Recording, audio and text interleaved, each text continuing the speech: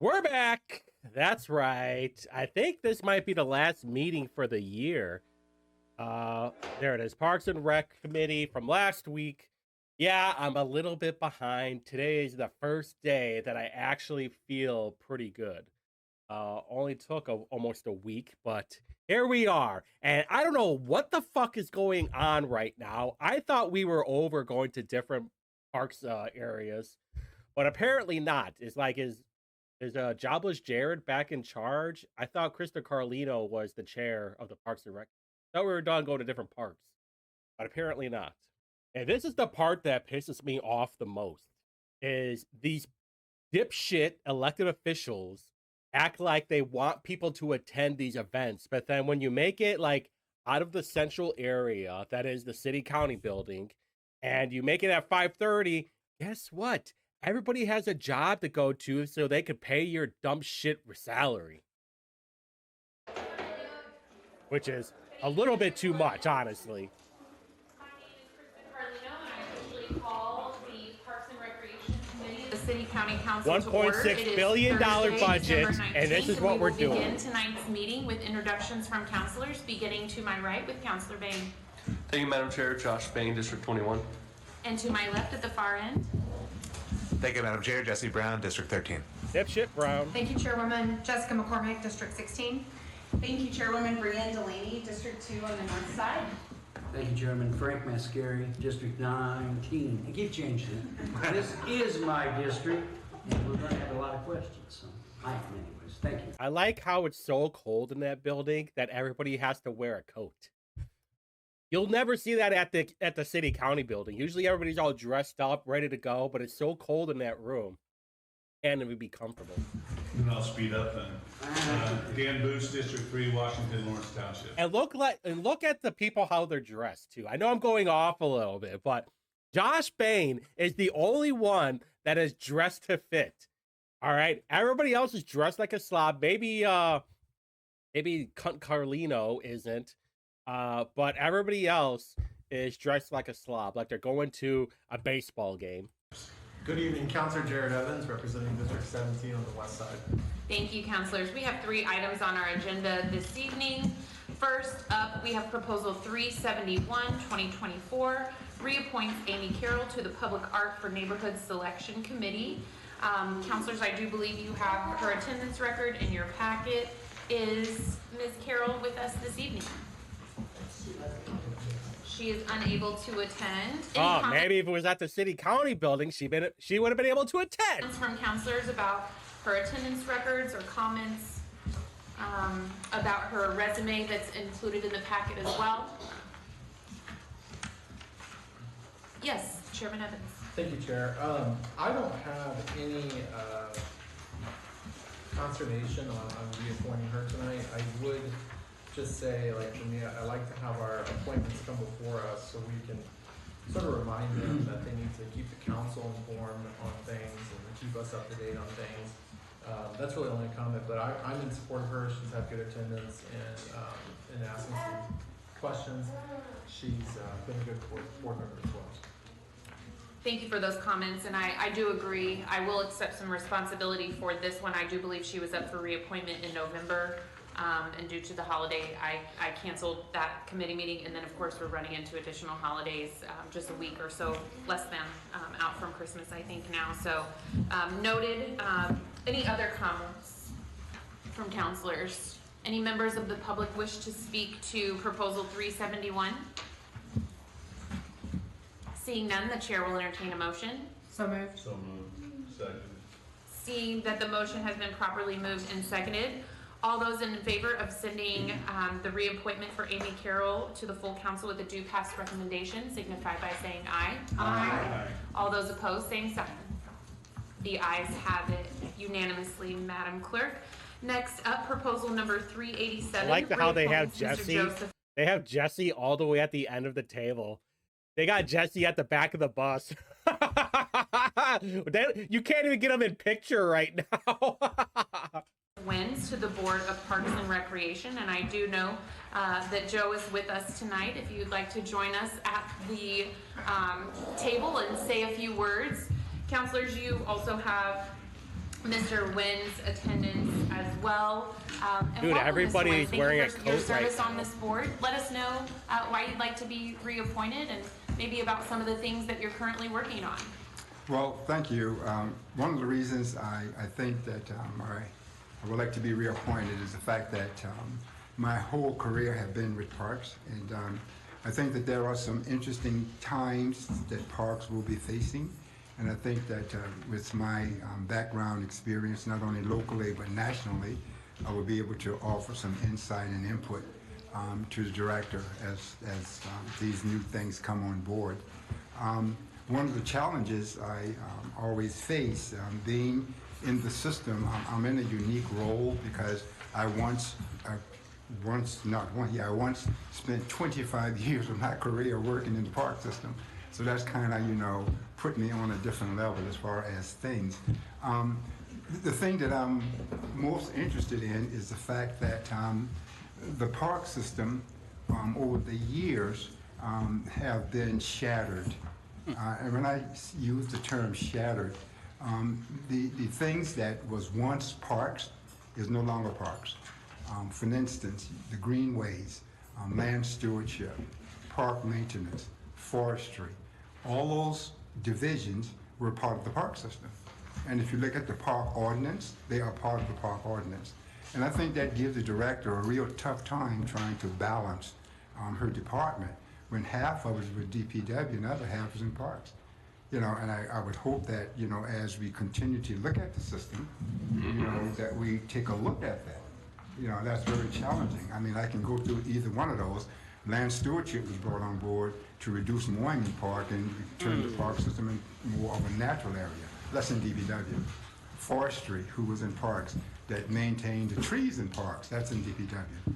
Ray Irvin, who developed the greenway system and grew the greenway system, that's in DPW. So as you look at how they have split the department, it gives the director Phillips a real challenging time to try to balance that. And so that's one of the things that I'm always going to be concerned about, whether that opportunity would ever exist to put this system back together. The ordinance called for it to be together, but for some reason over the years and different leaderships and different things, it's fragmented. And to me that gives the director a challenge, to manage something like that. So. Well, here's her two trains. I got two thoughts on this whole thing. One is maybe because the parks director is crap and they can't handle any more load, right? So some of that load has to go to DPW, but DPW sucks. And they're saying, oh, well, I want this to be parks. And then you have to worry about, well, how much more money do you need? Now, will you shift money from DPW to the parks department, a department that is already crap? That cares more about racist ideologies and they care about actually mowing the lawn and picking up litter that requires cleanup days because the parks department is so poorly run. Maybe the director Boyd is just crap. There's a thought, and she needs to be replaced. Yeah, and I can't wait to see who is going to become the next DPW director. Whoever it is, it better have some background in public works, or you used to have a blue-collar job, because the last two have been awful. I only hope that, as we continue to look and we begin to see things, that how the system can be put back together. So, that's one of the things advocating. I will always advocate that because I think that it was a reason the system was put together like that, to make sure it have a holistic approach to providing services.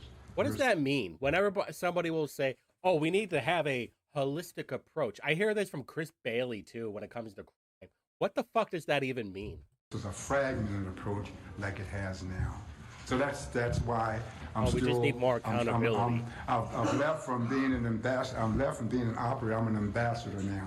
I speak in behalf. I'm an ambassador, and I'm going to advocate that, because we work so hard in making it a world-class system, getting it accredited, but half of the things that carries the accreditation is over in DPW. Yeah. And so I just think that that's a balancing thing, and I think that maybe over the years, that could be looked at, and I'm not trying to throw anything under the bus. I just think that when you cannot run a holistic system when half is over here and the other half is over here. It makes it tough, you know, for the director to manage something like that. Well, and I appreciate, first of all, your years of service, your experience, the breadth and depth of knowledge with which you bring to your role, and definitely, I know in your time you've seen changes, and we know, and this committee and on this council, that some of it's dollars, some of it's equipment, some of it's personnel, and all of those things, and so we continue to look to you and to the entire board and our director and our community to garner input on these issues. Yeah. Surprisingly, Carlino understands it. Even though she throws this giant word salad out, it's like the equipment and the personnel. Does the Parks Department have the equipment to cut down trees, to mow the lawn, to pick up trash? No, DPW does, and they have the people to do it. So unless you're expecting one of your what Carlino used to be a librarian, or she used to call it a media specialist, and that's how I look at everybody that works at the library. It's like, what do you actually do there? Especially now in 2024, about to be 2025. But really appreciate your willingness to serve once again, and continue your service on the Parks Board, which is a volunteer position, and for that we thank you. Yeah. And one of the negative things I have not been, and I've heard you mention it earlier, communicating with the council. You know, I need to communicate more because I am a council appointee. You know, the board has 2 from the council and 2 from the mayor's office.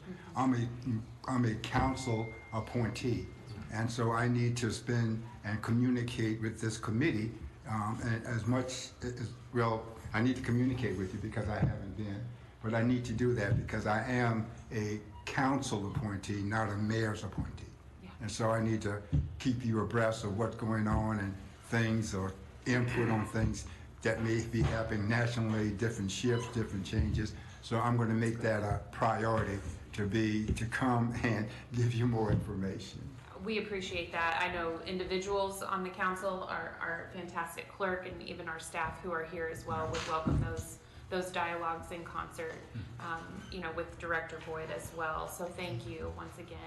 Any comments from councilors? Chairman Evans. Thank you, Chair. I'm sorry.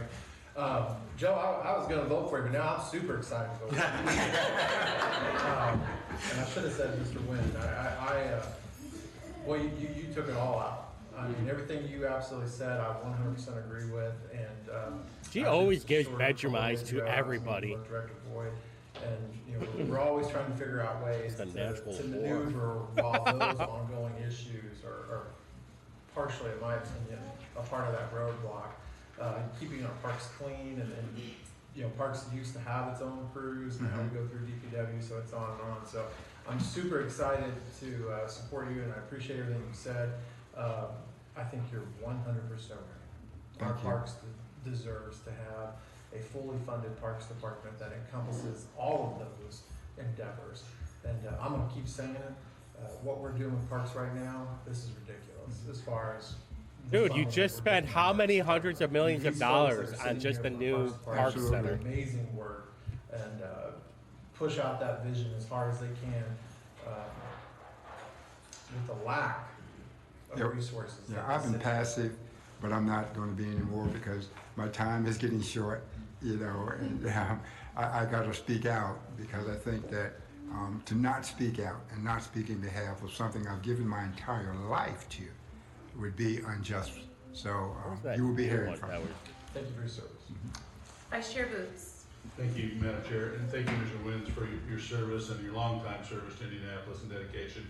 Just for the purposes of the public and those watching and listening, can you just give us a summary of what you see the role of the Board of Parks and Recreation, what you understand its role to be, and are there any things you see that it should be doing that it's not, or things it's doing that it should not be doing? Okay, well, basically we are a policy board. We make sure that the ordinances that have been passed by the park, by the council, we make sure those ordinances are being adhered to. We also deal with contracts. We oversee contracts. We approve the fees and charges for the organization.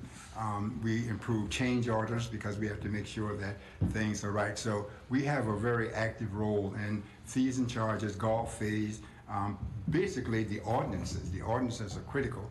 Alcohol in the park, all those things, the park ordinances that have been identified and approved by the park committee, that's our major core to make sure that the system is adhering to the ordinances. And then the ordinances call and spells out the duties, fees and charges, contracts, and things like that.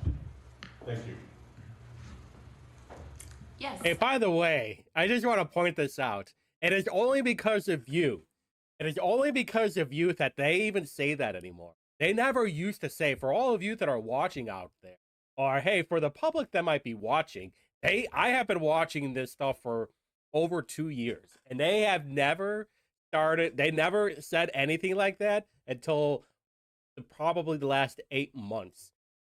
And that's all because of you that watch this channel with me, that do the review videos, that call these people out. We are the oversight. We are making sure we keep these scumbags in place. And I will not stop. You will not stop. We will always watch over them because these people need oversight. Councilor Delaney. Thank you, Madam Chair. I just want to thank Mr. Wins for his long public service career. He was the director of parks, what year did you retire?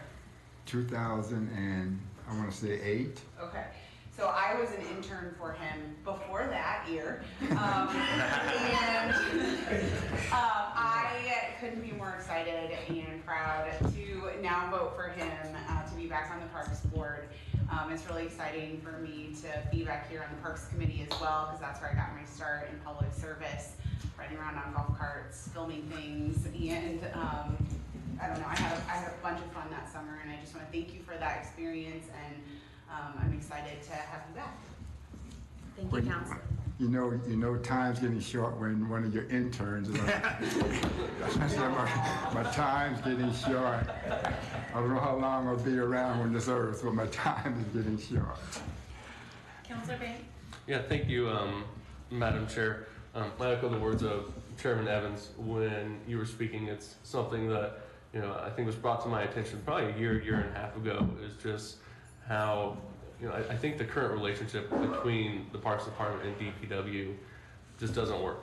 You can't run your department when you only control half of what's going on. And I also think it's vital for accountability too. Right. Because if I see something going on in our parks that maybe constituents would like to see improved upon, I'm probably going to email Director Boyd about it, or Deputy Director Colton, and then to find out, well, actually, that's something that DPW is responsible for. And so everyone starts pointing fingers at each department, and I think it'd be so much better if it was just siloed, everything within the Parks Department. So I do appreciate your perspective on that, and hopefully we can get that changed soon. Because like I said, the ordinance is clear. The ordinance have not been changed. I spent a year and a half developing that ordinance. Not gonna go looking well. at how our systems are set up nationally. And see, I think what happened, not taking up a lot of time, when Mayor Goldsmith was there, and he was just becoming a mayor, and they had this new mayor conference. And for some reason, out of that conference, they came back with centralizing maintenance services. That there should be one service and that came out of this brainstorm, that there should be one department that handle all the maintenance. And everybody went gun-ho because it was supposed to be cost saving. And it lasted for less than a year, and people say, this thing is not working. Yeah, but Because why do I have to put in a work order to another department to take care of something I'm in charge of? And so cities start backing out of it. And I think you will not find two cities where you have a centralized maintenance system. They say this, it was the same thing. The work doesn't get done, Director Boyd gets blamed, the employees at the center, people are screaming at them, and you don't have a rapid response. You can't pick up the phone and call your guy and say, hey, this needs to be taken care of. You got to pick up the phone, call somebody else, and that person may be interested in something else. So it's a silo, and I'm just saying that The ordinance clearly spells out. It took us about 6 months to put that ordinance together and put those divisions together, you know, and now it's, like I said, it'll take some time, you know, because no mayor wanted to deal with it. You know, they just kept pushing it down and pushing it down. But now it's come to the point with all these facilities that are being built and all these new things are coming, you got to control your maintenance. I tell people all the time, the park systems are evaluated not on what you do, how things look. 80% of the people that evaluate the system are the people that drive by and look at them. It's a park. The- I want to make sure I point this out, all right? It's a park, all right? And I'm going to give up 2 examples right now. $23 million was spent on the Frederick Douglass Park Family Center, right?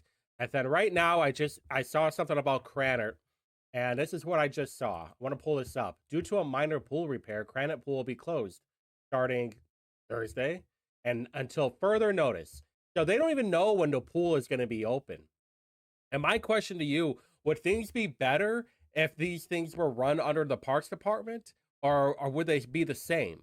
And that's all I'm going to ask. Like, in the current situation that we have right now, would things be better if Boyd were in charge? Because she's going to ask for more money. That's without a doubt. And people need to understand that. And I want to know is, like, what is the point of the park? Do we need to have a $23 million family center? For what? It doesn't really raise any revenue. All it is for a spot for single moms or desperate housewives to do Pilates. Like, what's the point of it? Do you have some little a little track that that's going to be filled up with homeless people or something? Like, what is the real point of it? A park is a park. If you want to have an outdoor facility, fine by me. But having a $23 million family center is a complete waste of taxpayer dollars. That's the truth. You want to have a Gymboree set out there? You want to spend a couple grand on a Gymboree set? Go for it. Visual evaluation is critical. You can have the best programs running, visual evaluation, and that's from a national standard. People drive by, when they look and see things looking bad, you can be running 100% positive inside. Is what the eyes tell you. What you look at. It's like just like building $1 million home and don't put any landscaping around it. You can be in there with all the chandeliers and everything you want. When people drive by and say, man, what's that? So that visual landscaping, land beautification, forestry, greenways, those things are critical to how people see. And what triggered it, when Channel 6 started doing those interviews, I got furious about it. I'm saying, no. You know, Director Boyd shouldn't be taking a hit, something like that, because Channel 6 going out telling her how the parks look. That's not fair to her. So that's why I'm saying, over the years, I think eventually everybody would agree that we need to put the system back together. I've rambled enough, I'm sorry. You're okay, Mr. Witz. Yes, Chairman Mascari. Thank you, Madam Chair. Joe, what do you think of the homeless situation? I'm sorry. What do you think of the homeless situations in some of the parks? Well, you know, homelessness is always a touchy issue. I know it's a public relation issue, number one. And when I say public relation, people say that, well, you know, we have our city ordinances that parks are open from dusk to dawn. That's an ordinance, that nobody should be in that park. That's an ordinance passed by this board, that nobody should be out there at night. So with that ordinance being passed, you know, the IPD have to enforce it. So it's a push-pull situation. You know, you got an ordinance saying that no one should be in parks after dusk, and you got the homeless people that are in the parks. And so who's going to enforce it? You know, it's like, if I enforce it, then I got the press down on me. If I don't enforce it, and someone's out there violating the ordinance. And so I think what has to happen, you have to come to a conclusion that, well, we're going to enforce the ordinance, you know, and this ordinance needs to be enforced, you know, and if we're going to enforce it, if we're not going to enforce it, then we should take it off the books. But, you know, so that's where we're getting the push and pull back. You know what? Solid take from the boomer. I'll take it for right now. He's probably the one of the very few common sense boomers there are in Indianapolis. I will take it. Until the ordinance is removed, what have you, it needs to be enforced, dusk to dawn. Here in Garfield, it's really bad. Yeah, dusk to dawn. Yeah. And it should be enforced, it should dusk to dawn. So I don't think that we, as a Parks Board member, we don't have the authority to not observe that ordinance. We can't change There we go. that. So it should be enforced. I have more for Phyllis. Thank you. Yeah. Yes, Councilor Brown. It's not that hard. Just enforce the ordinance. Jeez. Yes, just very briefly, I know we've been talking for a while. I very much just wanted to thank you and appreciate bringing a perspective and some educated opinions and constructive criticism, because I feel like that's the proper role of a board member. We can rubber stamp all day long. Dude, look at this. They are just mean mugging the fuck out of Jesse right now. Hold on, I gotta back it up like a few seconds. Hold on. Look at that stare. Holy shit. McCormick and Brianne Delaney just having daggers out of the eyes to Jesse Brown. That's the proper role of a board member. We can rubber See, stamp bitch. all day long, but I think we'll be much stronger as a city with healthy airing of opinions. I tend to agree with you on most of what you've said, if not everything. But I think even if I didn't, I just really appreciate you coming forward with a perspective and kind of bringing it out from the board meeting to let us hear a little bit of what's going on. So I want to thank you for that. No problem. I have a tendency to, to speak out when it comes to parks. I love it so much that, and I know everything I say is not agreeable, but I think because if you're not able to Coming have from a dialogue, good place, though. nothing will happen. Totally agree. Really, Frank Mueller once said, I'll never forget this. I listened to a lot of things. He said, disagreement we can, but talk we must. Disagreement, and that has been my concept over the years. Disagreement we can, but talk we must. You cannot stop. You hear that, talking. Jesse? Hey, you hear No that, matter what Jesse? the disagreement, You little I may be bitch. able to convince you. You may not be able to, and you may be able to convince me. And that's the issue we have. We don't want to talk. We want to get into our silos, but nothing wrong with disagreement. But don't disagree. Don't be in a disagreement attitude, and don't talk about it. And so disagreement we can, but talk we must. Well, I love that. Well, I think we'll walk away with a quote tonight too that we'll carry with us. Again, Mr. Wins, thank you so much for indulging us in our series of questions tonight as well. And again, want to keep that dialogue going after tonight's meeting. Any other questions from councilors?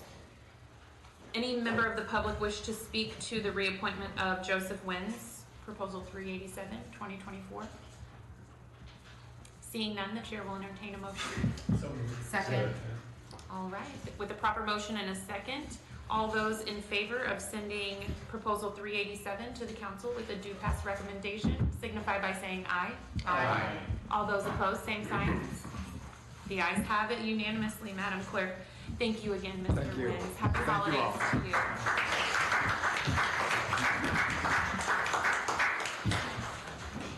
We don't usually applaud proposals, but I'm here for that. As a cheerleader, I'm loving this. You've got fans, Mr. Wins.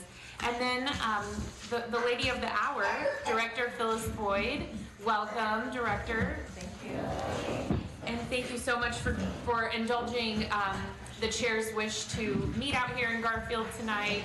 Of course, we've got the conservatory adjacent here, and just really appreciate the staff and the time and care that team takes to make this a beautiful property. I know the sunken gardens out here are under construction, and so the community looks forward to seeing that project come to completion next year or even the following, who knows, with all of our construction timelines.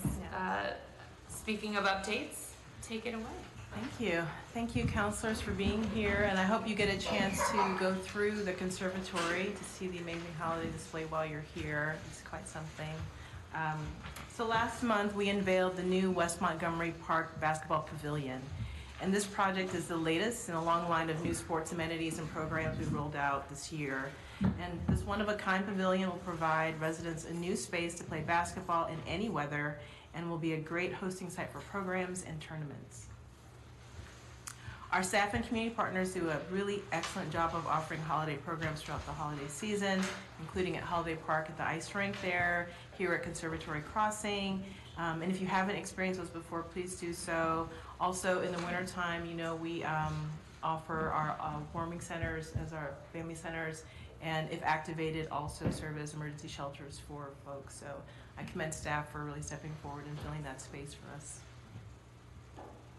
As we look forward to 2025, I wanted to share some of the projects we've been talking about earlier this year. On the screen, you're going to see the new playground at Riverside Adventure Park. Let me ask you right now, for those that are, how is this? What is the point of all this stuff right here?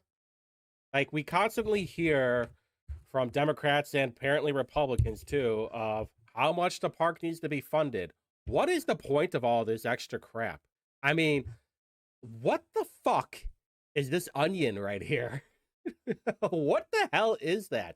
Is there a whole point? I remember going off the monkey bars when I was like 8, and now you have basically everything wrapped up in foam because the parent doesn't want to pay attention.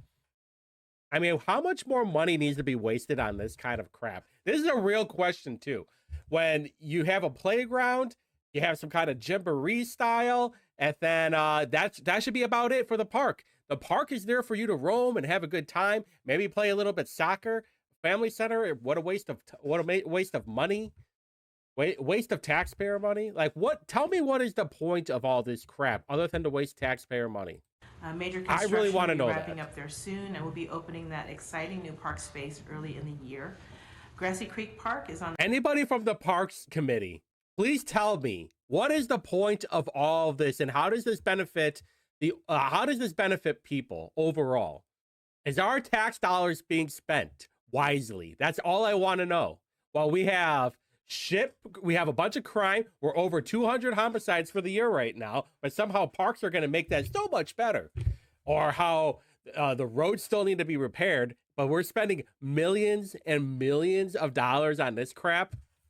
I would love someone from the Parks Committee to tell me what the hell is the point of it. Even the board, tell me what the hell is the point of it. On a similar timeline, and their new playground, environmental community center, and trail connection are going to be online early next year.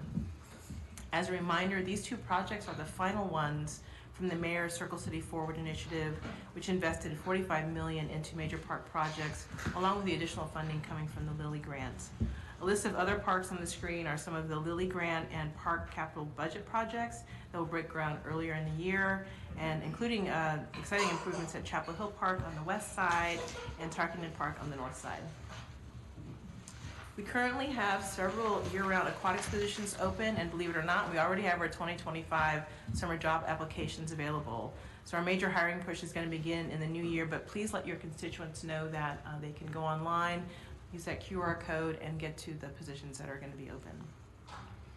And as you know, each counselor was able to select a $1 million parks or DPW project recently, and I want to provide a quick update on those 6 park projects that were selected for parks.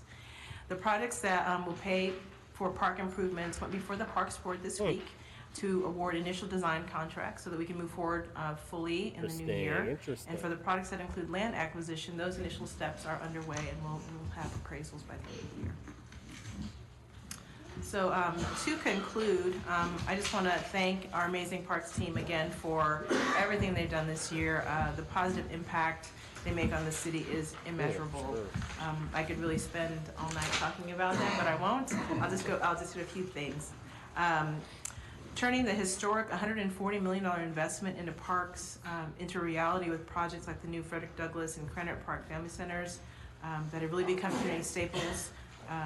Our team also worked on tons of new playgrounds, and as we work towards updating over 40% of our playgrounds over the next few years.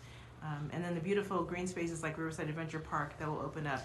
Our planning and resource division under Don Colvin have been working just in a crazy way to really get all these projects going, and so I really commend them for being behind everything, pushing things forward, and being very timely on things. Our 27 park centers now offer free Wi-Fi to help bridge the digital divide. We also launched our most user-friendly and comprehensive website of any city agency, and continue to build on the site to better serve residents. Our site has seen over 200,000 visits since it launched. We continue to combat food insecurity across the city, especially for our youth, and we serve as the state's only non-school partner in serving youth meals. We increased the number of summer camps we serve by 17%, to further provide enriching and affordable opportunities for our youth. And our aquatics team opens our pools earlier this year and kept them open, resulting in more opportunities for residents and additional revenue for the department, even while expanding our no-cost community swim hours. Oh my God, that is bananas to me. Oh, we're not going to charge anything. Oh, somehow you're building revenue. How the fuck does that even work? Our team also earned our National Capra reaccreditation. Indy Park continues to be the only one of 3 departments in the state of Indiana to have that accreditation. And finally, our programming continues to provide enriching experiences for residents, from sports and physical activity to arts and environmental education and so much more. Our team provides unmatched recreational opportunities that make our city and neighborhood stronger and better connected. And I just want to thank you, councilors, for your time this evening.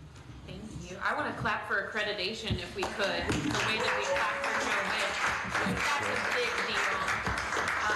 And it's the people behind the parks who make that happen. And as chair of this committee, it's an honor to carry that designation and to be able to talk about it and brag on each and every one of you is just, you know, incredible. I talk a lot about, I came from the sort of library and education world, and I didn't know that there were so many cool nerd geniuses out there, you guys. I'm so proud of you, and I just absolutely love the work that you're doing and continue to do. And, you know, Chairman Evans so eloquently put that you're doing so in many instances sort of without all of the resources. And definitely shout out to Deputy Director Colvin and his You know what? You would have more money if you didn't waste it on Park Center. teams, because so many moving parts, so many timelines, so many projects, and then, you know, we just threw an additional $6 million worth of projects toward you, myself included. So thank you so very, very much for the work that you do, and then the professionalism with which you serve. You know, again, it's an honor to serve alongside each and every one of you. Want to open it up for questions from councilors. I believe Chairman Mascari has a question or two for you, Director Boyd. Okay, sure. Thank you, Yes. Chairwoman. You know, this is my park, not my park. It's the biggest park, the oldest park in the system. One question. Fun fact, it used to be a horse track. Before it even became a park, Garfield Park was a horse track. Found that out when I was running for office. Several. The pool, is it going to be open next year? The last couple of years, it hasn't been open. That's We our spent hope. millions of dollars on this pool 2 years ago. Are we going to open it this year? That's our hope. Okay. Don, do you know anything different? Here's That's what we're the working million towards. dollar question is the homeless. I have Yes. so many phone calls about the homeless in the park. We have people camping, open fires. What are we gonna do about it? We're not enforcing any ordinance. I don't know that we're not enforcing ordinances, and we're working closely with IMPD and Office of Public Health and Safety on addressing the homeless He needs to be issue. fired. So that it just takes multiple rounds of coordination, and we're actively working on it. You know, this has been going on for months. It's been going on for years. No, in the park. I'm saying in the park. It hasn't, they have been camping in the park for years. It's just been this last 8 months they've been doing it. At one time, somebody said, well, we're gonna allow people to camp in the park. Is that true or not? No, that's not true. Okay, so you are gonna try to enforce the Makes camping in 103,000. Garfield? IMPD has law enforcement powers, and they can enforce them. So we need to address Commander Hicks or the homeless unit? We're coordinating with them continuously. Nobody wants to answer the question. This is how bad politicians are. At least, you know, as much as I don't like Mascari, at least he's like pressuring her. It's like, who are we supposed to talk to about this situation? It's not not a very good answer because it's still there. Yeah. Now the other Who are we supposed to talk to? Are we still, who's not doing their job? IMPD or the Parks Department? Who is not doing their job right now? parks in the system, how many homeless camps do we have? Lieutenant Kittner, do you have an idea? Ooh.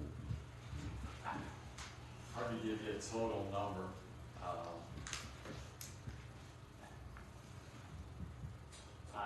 I'd hate to just speak out, but I mean, yeah, we understand it is an issue and it is continuous. It's daily. Daily, we're receiving updated information, and daily, the homeless unit and the rangers are acting on that information that comes in. So. All right, well, this, like I said, that I don't know how many people are in the room from Garfield, we're trying to do something. Thank you. Thank you. Thank you, Chairman. I know we do have, an affordable housing crisis, supportive housing crisis, transitional housing crisis, and, Yeah, why do you think that is? Want to make sure that, we can't arrest our way You out think of. these people, by the way, you think most of these homeless people are like, oh, I'm having a rough time trying to find a job? No, these are all mentally deranged drug addicts, all right? These are people that are like, I wish I could just find a job right now. Dude, you could go to Menards right now, be making $18 an hour, and within a year, you're going to get full bennies too. You're going to get health insurance. You're going to get medical insurance, all right? But these aren't the people that are actually a positive and net positive to society. These people just want cocaine. They want crack. They want fentanyl. They just want booze. All right. This isn't some housing crisis problem. Even if you were to put them in housing, it would be public housing, taxpayer funded housing, and they would just destroy that whole place. They would probably set it on fire while they're trying to spoon in some crack or whatever. Out of these things either. We really need to find housing solutions, and You're a fucking idiot, appreciate Carlino. Director Boyd and her working with our law enforcement partners, the rangers and public safety. Oh, by the public health way, and safety I want to make officials. sure I make this very, very important. You all voted for it, all right? You voted for Mascari. You voted for everybody that's on that committee right now. You voted for Justin Moad, by the way, who loves to shove random objects up his ass. But somehow, oh, my God, the Republicans, they're the ones ruining everything. Really? Really? Maybe you should take that fucking 10-foot dildo out of your ass, because it's obviously fucking with your brain. To make sure that folks are safe, and we know, winter is coming in a day or two. Winter is actually. coming. And so making sure that those facilities winter is are already open here. and places for folks to come and stay warm and be able to access emergency shelter is absolutely critical. So thank you again to you and your team for activating those facilities. I see 50-degree weather in the future, so hopefully that doesn't have to happen at least in the near future. Yes, Councilor Bain, question? Yeah, thank you, Madam Chair. Just a comment piggybacking off of what Chairman Mascari was saying, and just maybe give my perspective and feedback that I received from the city whenever I've tried to have homeless camps cleaned up and everything, is the simple fact that I don't think there's the political will within the current administration to deal with that, because there's probably perceived public pushback that all you're doing is kicking homeless people out of the park and you're not helping them. As opposed to maybe just enforcing the laws on the books that this council has passed, that Parks Board has passed. So I think it'd be best if maybe we just start by enforcing the laws that are on the books, and we actually have the political will to do that. Let's go, Josh Bain. Let's go. What have I always said? Josh Bain is my favorite counselor, all right? He's the only one who's not willing to take the arrows from the left. By the way, he's there by himself. He does not have any help at all. He's there going into the lion's den by himself, taking on these deranged Democrats who have a huge problem with just following the ordinance and locking up some of these deranged crackheads, or at least getting them out, all right? Getting them out of the park. Congrats to Josh Bain on this. We need more Republican counselors to step up to the podium and be like, hey, just do your job. That's all you got to do. The rest will follow. Thank you, Councilor. Councilor Brown? Of course, Josh. Thank you, Madam Chair. Yeah, just briefly, wanted to thank you for working with me, because I think I've come at you from the other side of this issue and been frustrated with some evictions of unhoused folks living in a park. And so I know it Look at that mean mug right there. can't be fun to be getting it from both sides, and no matter what, everyone's frustrated. One idea that came up when I was speaking with specifically Downtown District IMPD was, and it's not going to be very politically doable right now with this weather, but finding some sort of safe campsite where within these bounds, if you abide by certain rules, you can camp here. Because I fully agree that while there's an ordinance on the books, it doesn't make sense not to enforce it. And at the same time, I think every park in my district has people living in it. Even if they're not camping, they're living in their cars, including children, including families. And I think just forcing them to move along doesn't actually solve the problem. It just pushes people out of sight. And so I know, anyway, I just think it's a larger issue, and would commit myself to trying to work with you to find a solution. Why don't you let them stay on your property then? All right, Jesse? I mean, there is a thought for sure that you could just be like, hey, guess what, everybody? I'm on X amount of property and I will let you stay on my property because I care about you so much and I care about how much drugs you guys do. All right, hold on. I don't know how much I know he lives in a bigger house than I think the property is the same size. I was gonna try and find it. It's open, obviously. Okay, so he's got a 6,300 square foot lot. Okay, so that's plenty of room. Actually, yeah, his front yard has plenty of room for the homeless to stay on there. The problem is Jesse is a hypocrite, and he's a fraud. He doesn't have a problem when they're staying stay in the park, but he has a huge problem if they stay on his property. Even though he's saying that, hey, can we just find like a campsite where they can stay at? Well, Jesse, use your front yard. You have a pretty good sized front yard. Just let them stay on it. Thank you, Counselor. Vice Chair Boots. Thank you, Madam Chair. Thank you, Director Board. A couple of quick questions. If you could go back to the upcoming 2025 projects slide, if you could, please. Yeah, you mentioned the first two, Riverside and Grassy Creek. Those are the final projects that were funded out of the Circle City Forward. Correct. Correct. Did any of the Lilly grant money go to those projects?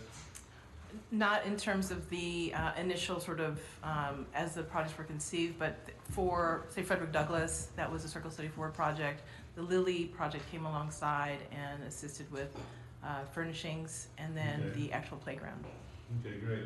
And then the groundbreakings, those 6 projects, are those exclusively funded by the Lilly grant? Or is that some service? These are all Lilly, right? These are the 6 at the bottom are all Lilly projects that are coming up in the next phase, yes. Okay. And is there an estimated completion date for those? For your projects, if you look on your sheet, each counselor received your update sheet. There will be a general timeline for your projects in your district. For the other projects, I can get you that information. Okay.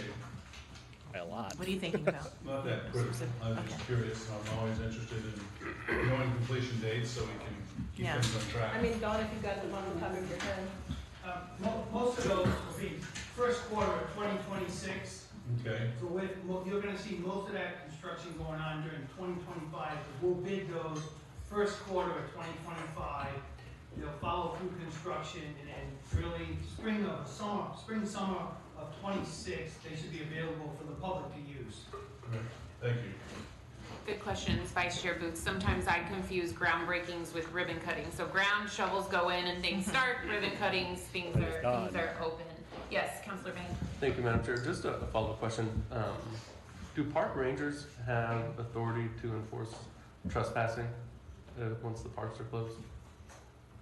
Yes, I mean, yeah. So the park rangers would have the authority to. I volunteer, by the way. Right now, if anybody's watching this, I volunteer to become part-time park ranger, nighttime witty part-time park ranger right now. Hey, and I solemnly swear that if I'll do it for free. All right, I promise I'll do it for free. Give me a job, part-time, nighttime, park ranger. Part-time ranger, all right, for free. Just sign me up, deputize me, whatever the process is. I don't give a shit. Give me the job. I'll take care of it. We'll take care of everything within a week. Remove homeless people then? I guess the question would be why isn't that being done? Oh! I won't speak for anybody. Well, and the park rangers though. Lieutenant Kittner, if you would come to the table to answer Councilor Bain's question, please. I know you probably love being put on the spot like this, but it would be good just to know, you know, we have a lot of homeless people in our parks, and is it there's just the political pressure there to not remove homeless people from parks? Well, we write ordinance violations for that, but we have limited number of rangers as well. This evening I have one. So, Perhaps you could speak to the overarching process of how OPHS engages and how we all. yeah, for the homelessness, we make several engagements with the individuals. Once an area is identified, we identify the individuals, and sometimes that comes in from the public, sometimes that comes in from park staff, and then it's funneled in through the homeless unit and the rangers. We're in the same building together, so that's helpful. When somebody goes out to make contact, we try to make 3 specific contacts for the individuals. In those contacts, services are offered. Sometimes they're connected with services. Some people refuse services. But we document those 3 contacts, and then at the same time, we're also involved with OPHS, who is also out making contacts. So there's other groups also going to those and talking to those individuals. The hope is to get them services. Eventually, sometimes we do have to go. They're usually leaving on their own, but after that 3 contacts and all the services have been offered, then we go and tell them they have to move on. That's kind of how we do it. There's a process that we go through. I'm not sure what else. Follow-ups, Councilor Bain? I mean, I don't know if I have any follow-ups. It's just, I know we continue to have issues, and it seems like nothing's changing. And, whenever I've had conversations with IMPD, it seems that they say they will only remove someone if they can visibly see a crime being committed. That's the only time that someone will be removed. And we have tax-paying citizens here that want to use our parks. And a tax-paying, law-abiding citizen can't come use a park before dawn or after dusk. But yeah, other people are breaking the law. And it doesn't seem like they're being held accountable, to be honest. And if someone continues to refuse services, I don't think people have a right to sleep overnight in our public parks. Some people might disagree with that, and you don't have to respond to that. But Base Bain. Base Bain. Hold on. Thank you, Councilor. Base Department. Thank you both. Those are tough questions, and you're not necessarily the entities who are probably the ones who are appropriate to give us the appropriate answers. It's a sensitive subject on both sides. One, you have families with kids who feel concerned and scared with this population, and I've said this before, and I don't like sugarcoating it. A lot of these homeless camps are not necessarily people who are just down on their luck. These are individuals who have substance abuse issues and sometimes mental health issues as well. What did you say? There are oftentimes some real scary antics that can come from those things. So I think everyone's okay to feel the way they feel is what I'm trying to say. But I do think this is a conversation that as a committee we're going to need to take to other powers to try to address and figure out why is something, to Chairman Mascari's point, taking 8 months to address.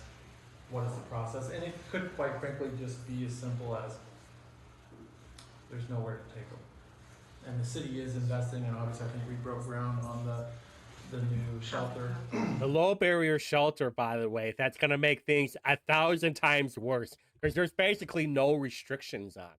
Hey, if you're doing drugs, come on inside. Do the drugs inside here. And homeless people have rights too. This is a very convoluted, complicated thing. In this city, the homeless bill of rights too. I don't know if that's part of the issue, is why they. No. Has nothing to do with it. So I want to say that I share concerns on both sides, and I do share it with the parks because I think our families, we're hearing it from them. There have to be representatives and people on behalf of the homeless as well, but sometimes when I hear folks talk about them, they talk about them with a very rosy lens, and they're oftentimes pretty tough situations for adults, let alone kids. So. Thank you, Chairman. I agree, and I think, having one ranger this evening, it's dark, it's cold, and some of these encampments that maybe have multiple inhabitants, we also have to take into account the health and safety of our rangers as well. So, well said. Counselor Evans. I will Judge Dredd the fuck out of these homeless people. Yes, Vice Chair Boots. Thank you. One final follow-up, just to kind of clarify a civics lesson for us. I'm gonna ask Council Pierce as well. I can't wait. She always frowns at me during You don't have your no button with you tonight, so you can't just hit no. As I understand it, the citations about opening up and closing of parks, dawn to dusk, that's a city ordinance. Does IMPD enforce only state criminal laws or the ordinances of our county? They can do both. They can do both. Okay, so they can be contacted for violations of what would qualify as a citation violation. But you don't get arrested for city. Correct. So you just get, yes, you get a citation. It's a financial penalty. Yeah, it's a fine, Yeah. which they're not going to pay. So it is proper though then to contact Parks Department, Rangers, or IMPD if you have an issue in the park. If you want to notify us of, any issues. Yeah. That's all, thank you. Thank you. I appreciate that comment because, that's something that I think through in my head. Wait a minute. Teenagers Why is she in the wearing park a after- wedding ring right now? What the hell is going on here, Carlino? Huh? Trickster Garfield Carlino? turkeys, right? You know why? You know why she's showing that now, right? It's because I keep mocking her about it, calling her a homewrecker.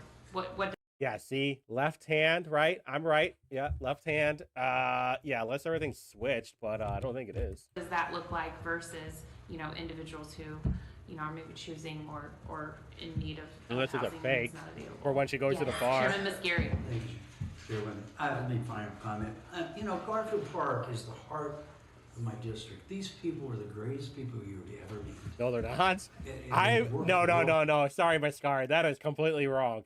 Out of every place that I door knocked, Garfield Park was by far the worst.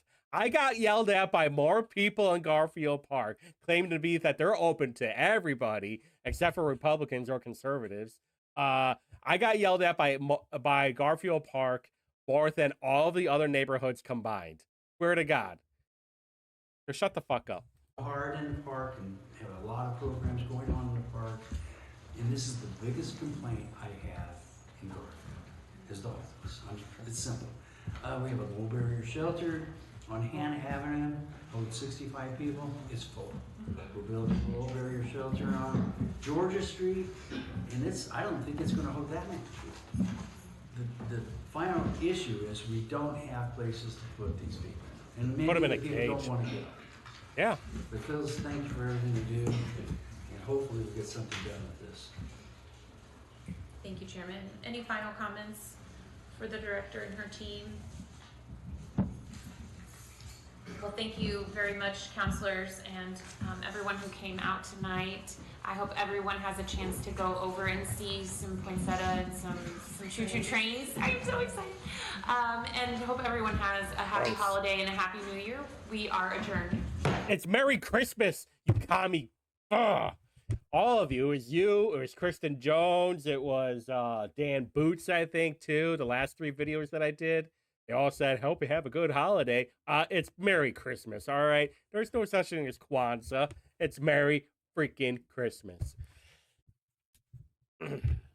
Anyway.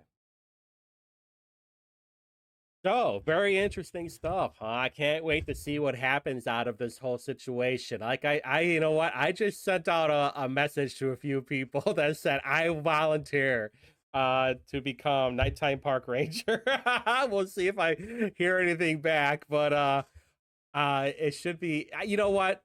Props to Josh Bain for bringing this up, though. It is mostly political. I say we just round them all up, put them in like a pen like Jurassic Park, the Velociraptors, and just let them figure it out, all right?